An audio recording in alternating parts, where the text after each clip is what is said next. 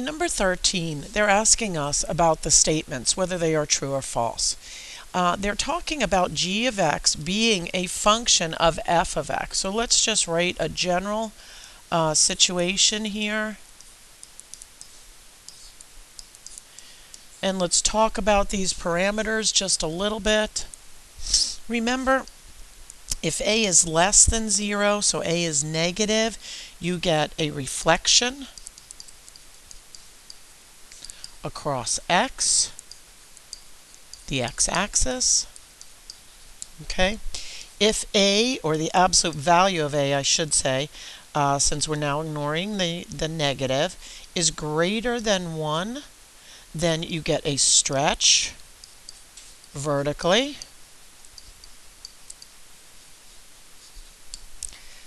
Absolute value of a less than 1 is a shrink. Okay. Now when we look at b, we get b is a shrink if it's greater than 1, and a stretch if it's less than 1, and this is horizontally.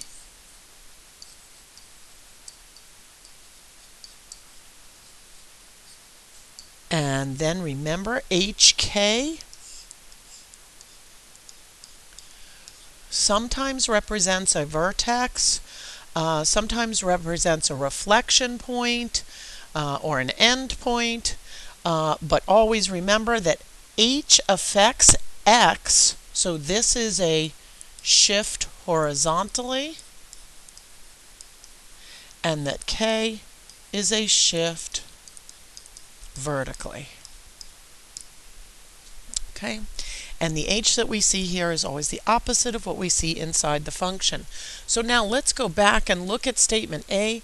The function g of x is 5 times f of x minus 2, represents a vertical stretch of the graph by a factor of 5, which is true, followed by a vertical translation down 2 units because it's negative. So we would say that part A is true.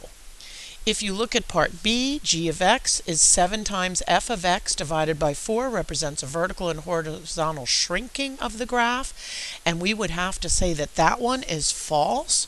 First of all, multiplying by 7 represents a vertical stretch, and then again dividing by 4 would represent a horizontal stretch.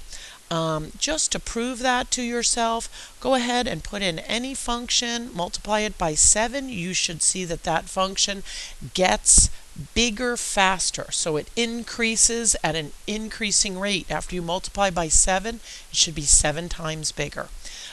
Dividing by 4 should change, say for instance, the period of the function. So if we were looking at the sine function and did sine of x, we know it has a period of 2 pi. If you all of a sudden divide x by 4, we know that that would stretch out the period to 8 pi. So that would represent a horizontal stretch.